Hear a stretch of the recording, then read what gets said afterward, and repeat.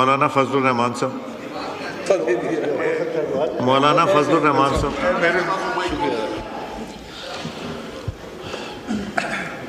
بسم اللہ الرحمن الرحیم.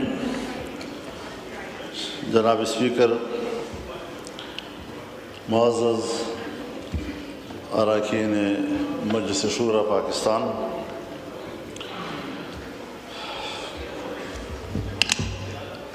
پارلیمنٹ ایک ایسا فورم ہے جہاں پر ہم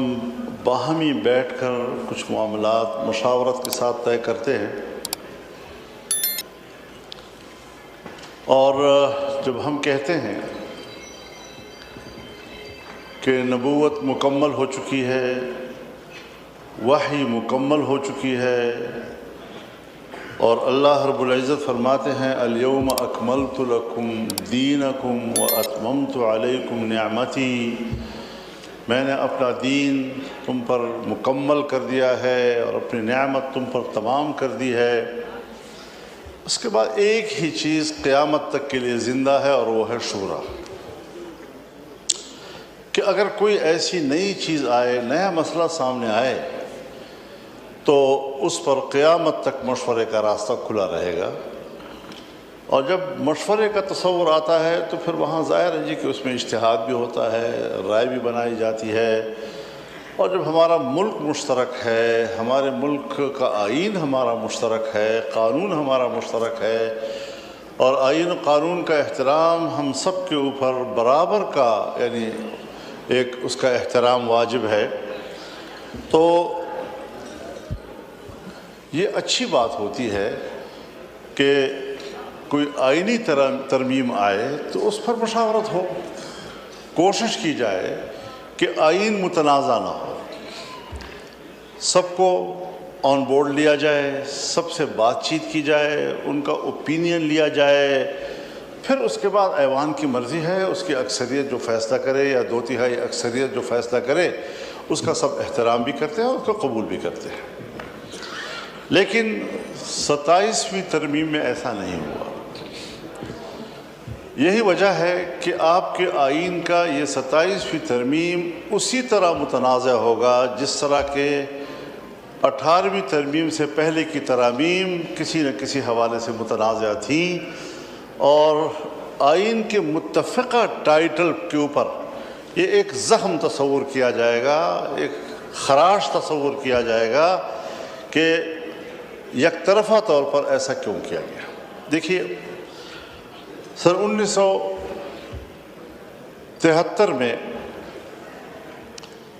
جناب ذوالفقار علی بھٹو صاحب کی پیپلز پارٹی 2/3 اکثریت میں تھی، اور 2/3 اکثریت سے وہ پورا آئین پاس کر سکتا تھا. لیکن انہوں نے مذاکرات کیے، طویل مذاکرات ہوئے، اور ان کے نتیجے میں پہلے عبوری آئین آیا، پھر اس کے بعد مستقل آئین آیا، اور تمام صوبوں کو اعتماد میں لیا گیا. تمام سیاسی جماعتیں، مختلف الخیال جماعتیں، مذہبی جماعتیں، قوم پرست جماعتیں، سیکولر جماعتیں، رائٹسٹ، لیفٹسٹ، سینٹرسٹ، سب کو اعتماد میں لے کر ایک متفقہ آئین قوم کو اور ملک کو مل گیا. ہم نے 18ویں ترمیم میں بھی یہی مظاہرہ دیکھا کہ پورے ایوان نے 9 مہینے محنت کر کے، 9 مہینے کے طویل عرصے میں ہم نے ایک ترمیم تیار کی اور ایوان میں آ کر متفقہ پاس کر لیا. یعنی میں اس نتیجے پر پہنچا، یہ میری زندگی کا ایک تجربہ تھا کہ ہم بڑوں کی بات کرتے تھے کہ وہ بڑے تھے اور ان کا تجربہ تھا اور ان کی بالغ نظری تھی، اور وہ کس طریقے سے آپس میں بیٹھ کر اختلافات کو سامنے رکھتے ہوئے مسائل کو حل کرتے تھے. لیکن جب 18ویں ترمیم 9 مہینے کے محنت کے بعد ہم نے تیار کی تو یہ اندازہ لگ گیا کہ الحمدللہ آج بھی دنیا کوئی گئی گزری نہیں ہے، اور آج بھی ہمارے پارلیمنٹ اور ان کی پارٹیاں، ان کی قیادت کے اندر یہ صلاحیت موجود ہے کہ وہ باوجود اپنے اپنے منشور کے، اختلاف رائے کے، وہ ایک اتفاق رائے پہ پہنچ سکتے ہیں. لیکن جب 26ویں ترمیم آئی، ٹھیک ہے، ہمارے پی ٹی آئی کے دوست براہ راست اس میں شریک نہ ہوئے، لیکن وہ رابطے میں رہے اور جو بھی ڈیولپمنٹس ہوتی تھی جے یو آئی اور گورنمنٹ کے درمیان، ہم اس سے ان کو آگاہ کرتے تھے، ان کی رائے لیتے تھے، ان کی تحفظات نوٹ کرتے تھے، ان کا اختلاف رائے نوٹ کرتے تھے، پھر آپ کے سامنے ہم رکھتے تھے، اور 1 مہینہ 1 ہفتے کے اندر اندر ہم نے اس پر ایک اتفاق رائے حاصل کر لیا اور ایک قانون بن گیا، آئینی ترمیم ہو گئی۔ لیکن 27ویں ترمیم کے اوپر یہ جو جمہوریت کا ایک حق ہے، یہ جو پارلیمان کی ایک شائستگی ہے، وہ اس کے تقاضے پورے نہیں ہو سکے، اور یہی وجہ ہے کہ آج قوم مطمئن نہیں ہے اس کے بارے میں، اس حوالے سے اطمینان موجود نہیں ہے، نہیں کسی کو اعتماد میں لینے کی کوشش کی گئی۔ تو سب سے پہلی بات تو یہ ہے کہ شعوری طور پر ایسا کیوں کیا گیا، اور کیوں قوم کو یہ موقع فراہم کیا گیا کہ وہ آئین کے اوپر انگلی رکھے کہ آئین کا یہ حصہ جو ہے یہ جانبدارانہ ہے، یک طرفہ ہے۔ پھر اس کے اندر ظاہر ہے کہ کچھ ایسے مراعات اور سہولتیں بعض شخصیات کو دی گئی کہ ہمیں ان شخصیات کے حوالے سے، ان مناصب کے حوالے سے، اس کے احترام میں ہمارا کوئی اختلاف نہیں ہے، لیکن ملک کے اندر ایک طبقاتی فرق کہ اس منصب کا بندہ جو ہے وہ ایک الگ حیثیت سے ملک کے اندر مراعات یافتہ ہوگا، اور اس حیثیت کے لوگ جو ہے وہ اس حیثیت میں مراعات یافتہ ہوں گے۔ تو جناب اسپیکر، یہ پہلو اس کو مد نظر رکھنا چاہیے کہ قوم میں اس کو پذیرائی نہیں مل رہی ہے، اور لوگ طنز و مزاح بھی کرتے ہیں، اختلاف رائے بھی کرتے ہیں کہ ہمیں شخصیات سے بھی جھگڑا نہیں ہے، ہمیں ان کے ایک منصب سے بھی جھگڑا نہیں ہے، لیکن ایسے مراعات کسی کو دینا یہ شاید خدمات کا صلہ نہیں ہے، بلکہ یہ ایک مستقل طبقاتی فرق کا اور امتیاز کا مسئلہ ہے۔ جناب والا، قانون سازی 26ویں ترمیم میں بھی ہوئی، وہاں پر ہم نے کچھ ترامیم پیش کی تھی، سود کے حوالے سے بھی اسی طریقے سے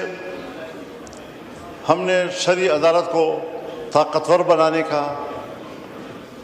آئینی راستہ اختیار کیا، ہم نے اسلامی نظریاتی کونسل کے سفارشات کو ڈیبیٹ کے لیے پارلیمان میں پیش کرنے کا دستوری حق حاصل کیا۔ 1 سال سے زیادہ عرصہ گزرنے کے باوجود اس وقت تک اسلامی نظریاتی کونسل کی ایک سفارش بھی ڈیبیٹ کے لیے پیش نہیں ہو سکی۔ اس کا معنی یہ ہے کہ کیا وہ سب کچھ دفع الوقتی تھا؟ اس وقت مجبوری تھی، کچھ حاصل کرنا تھا تو اس میں جو چیز آئے آپ قبول کرتے چلے جائیں؟ یہ چیز میرے خیال میں سیاسی لحاظ سے بڑے بونے پن کا مظاہرہ ہے، اس طریقے سے سوچنا کہ جی بس ٹھیک ہے ڈنگ ٹپاؤ اور بات مانو، اور آگے پھر اس کے بعد جی ایک قانون بنا دینی مدارس کے حوالے سے اور سوسائٹی ایکٹ کے تحت رجسٹریشن کے حوالے سے، دوسرا ابھی تک اس حوالے سے کوئی رجسٹریشن نہیں ہو رہی، بلکہ یہ سب گواہ ہیں، پورا ایوان گواہ ہے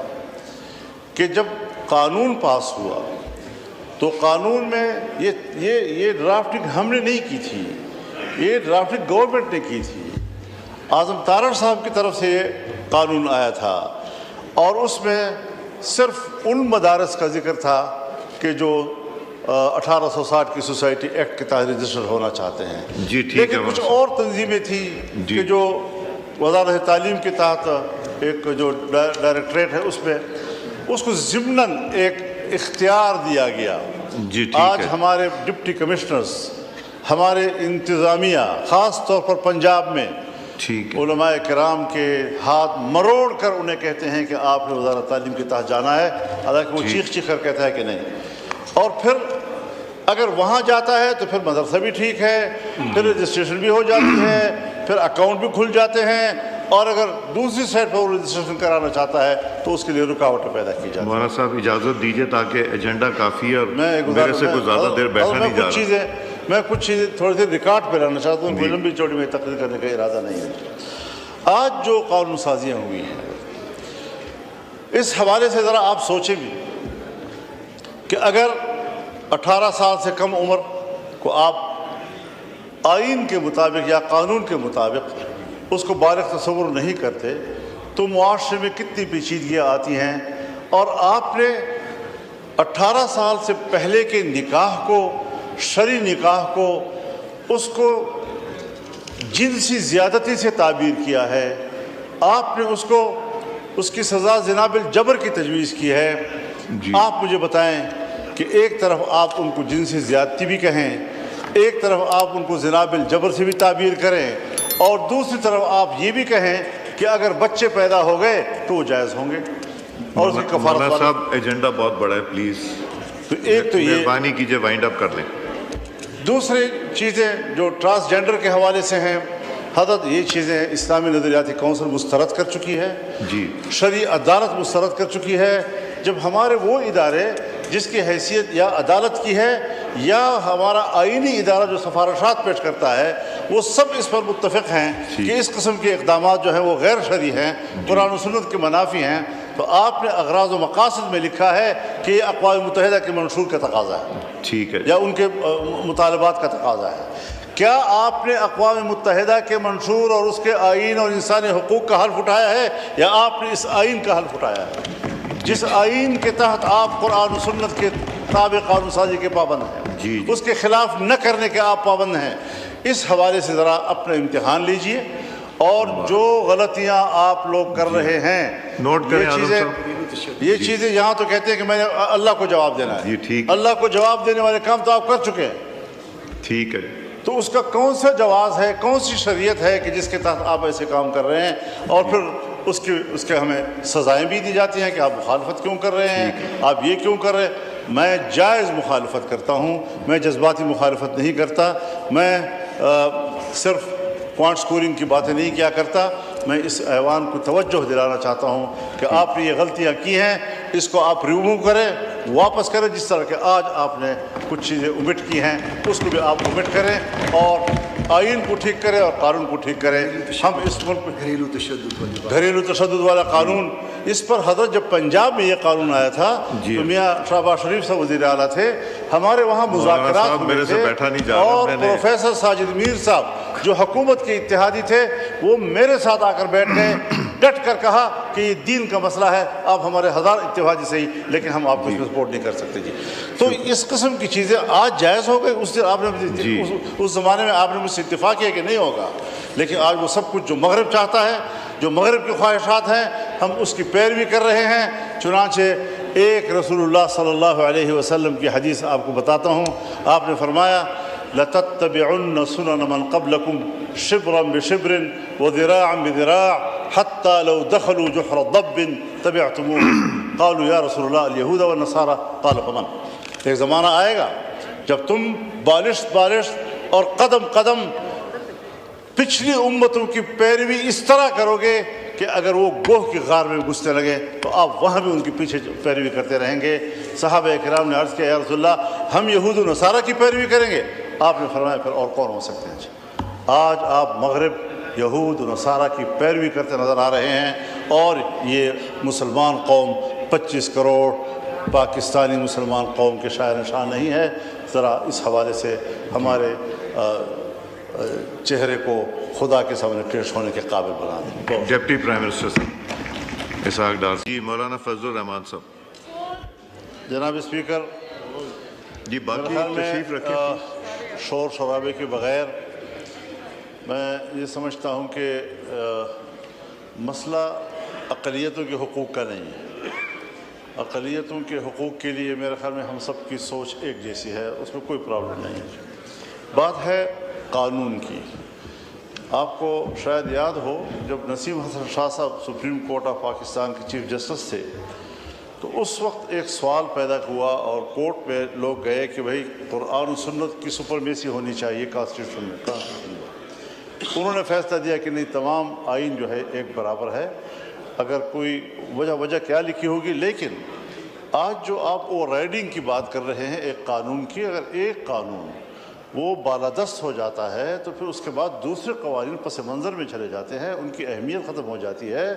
آپ اس طرح کا قانون کیوں لاتے ہیں کہ جس سے کل کوئی غلط فائدہ اٹھائے، چاہے میں غلط فائدہ اٹھاؤں، چاہے کوئی اقلیت غلط فائدہ اٹھائے، چاہے قادیانی غلط فائدہ اٹھائیں؟ تو ہم ایسے قانون کی طرف کیوں جا رہے ہیں؟ اور میں اگر آپ اجازت دیں تو کامران مرتضیٰ صاحب سے گزارش کروں کہ وہ اس کی مزید وضاحت کر لیجیے، اور گوہر صاحب بھی جی سر بسم اللہ الرحمن الرحیم۔ سر JUI پاکستان اس بل پہ جب بات کرے تو یہ تاثر کم از کم ہرگز نہیں دینا چاہتی کہ ہم اقلیتوں کے حقوق کے مخالف ہیں۔ باوجود ایک مذہبی سیاسی جماعت ہونے کے ہم ان کو اپنے جیسا شہری سمجھتے ہیں، مگر اس کے ساتھ ساتھ ایسا بھی کوئی تاثر نہیں دینا چاہتی یا ایسا بھی کوئی لیجسلیشن جو ہے وہ یہاں سے نہیں جانے دینا چاہتی جس سے یہ تاثر ہو کہ شاید جو ہے میجارٹی اس سے کمتر شہری ہے، یا باقی قوانین جو اس سبجیکٹ پہ بن چکے ہیں اور جس کا اثر کسی نہ کسی حوالے سے موجود ہوتا ہے، اس اثر کو کم کیا جا سکے۔ دو باتوں پہ اس میں اعتراض ہے۔ میں یقیناً جو ہے نا مانتا ہوں کہ بہت عرصے سے یہ معاملہ پینڈنگ ہے اور in presence of a judgment of supreme court یہ پینڈنگ ہے، مگر اس لیجسلیشن کو جس نے بھی ڈرافٹ کیا، ممکن ہے غلطی سے یا ممکن ہے جان بوجھ کے، دو چیزیں اس میں جو ہے نا وہ بہت قابل اعتراض ہیں۔ ایک سیکشن 35 سر، سیکشن 35 اس کو اگر ذرا دیکھیں گے، پہلے اس کو سیکشن 1 کو دیکھیے گا کہ this act shall be called the national commission of minorities right act, اور اس کو اب سیکشن 35 کے ساتھ ملا کے پڑھیے گا کہ act to have overriding effect, the provision of this act shall have effect notwithstanding anything contrary contained in any other law for the time being enforced. اب اس کا اثر کیا ہوگا سر؟ جب آپ اس کو کر دیں گے تو ہوتا یہ ہے کہ جو ریسنٹ قانون سازی ہوتی ہے یہ اس وقت یہ ریسنٹ ہوگی۔ آج اگر یہ فرض کریے یہ ساؤتھ سے اس جوائنٹ سٹنگ میں پاس ہو جاتا ہے اور صدر اسسنڈ کر دیتے ہیں تو یہ ریسنٹ ہوگی، اور اس کا اثر یہ ہوگا کہ اس سے پہلے جتنی لیجسلیشن ہو گئی ہے یہ اس کے اوپر اوور رائڈنگ افیکٹ رکھے گا، اس کے اوپر فوقیت رکھے گا۔ تو فوقیت میں وہ جو اینٹی قادیانی آرڈیننس 1984 کا ہے اس کے اوپر بھی اس کی فوقیت آ جائے گی۔ عدالتوں میں ایک ایسی بحث شروع ہو جائے گی، ایسا مسئلہ شروع ہو جائے گا جو ہم سب کے لیے پرابلم کریٹ کرے گا۔ تو میری تارڑ صاحب سے بات ہوئی ہے، اعظم تارڑ صاحب سے متوجہ ہوں، اور انہوں نے بھی گو کہ اس میں ایک تجویز کی ہے امینڈمنٹ کی، مگر میرا خیال ہے کہ اس سیکشن کو، سیکشن 35 کو ایز اے ہول اومٹ کرنا ہوگا۔ جب ایز اے ہول اومٹ کریں گے اس کے بعد کی سیکشنز کو ری نمبر کر دیجئے تو شاید اس معاملے کا حل زیادہ آسان ہو جائے گا۔ اس کے ساتھ ساتھ ایک اور بات بھی ہوئی ہے، میں نے ان کی توجہ جو ہے مبذول کروائی ہے سیکشن 12 کے کلاس ایچ پہ، جہاں پہ سو موٹو کا اختیار بھی آپ نے کمیشن کو دے دیا ہے۔ ایک طرف آپ عدالتوں سے سو موٹو کا اختیار لے رہے ہیں اور دوسری طرف کمیشنز کو یہ اختیار دے رہے ہیں، تو اگر کسی کو تکلیف کرنی ہے تو ایک 4 روپے کی درخواست جو ہے وہ اس کمیشن میں داخل کر سکتا ہے۔ تو یہ سو موٹو کا اختیار جو کمیشن کو دینا ہے یہ بھی یقیناً آپ کے اپنے اس جو آپ نے ابھی امینڈمنٹس ریسنٹ امینڈمنٹس کی ہیں اس عمل کی منافی ہو جائے گی۔ تو یہ سو موٹو کا اختیار کمیشن کو دینا، عدالتوں سے لینا اور یہاں پہ دینا، یہ بھی درست نہیں ہے۔ تو یہ دو چیزیں کم از کم اومٹ کر دیں، تو یہ دو چیزیں اومٹ کرنے کے بعد جو ہے وہ اس کو کہہ سکتے ہیں کہ ہم قابل قبول ہو گیا ہے، اور اس پہ میرا خیال ہے کہ ان کو بھی کوئی اعتراض نہیں ہے سر۔ اعظم صاحب میں آپ اس پہ صرف یہ جو technical issue given by Senator Kamran Murtaza. جی اس کلوز 35 کو اومٹ کیا جائے۔ all those in favor of it میں سے آئے، all those against it میں سے no. I think the ayes have it, consequently clause 35 stands omitted. اب Be renumbered. عالیہ کامران صاحبہ کو دے دیتے ہیں، وہ اپنا موو کریں۔ عالیہ صاحبہ جی سر، موو کیجئے۔ سر سوری دوبارہ ریپیٹ کیجئے۔ یہ 35 کلوز تھی آپ کی امینڈمنٹ تھی، انہوں نے اس کو وڈرا کر لیا ہے، میں نے پٹ کر کے تو یہ وڈرا ہو گئی ہے، تو آپ کا بھی یہی مقصد تھا؟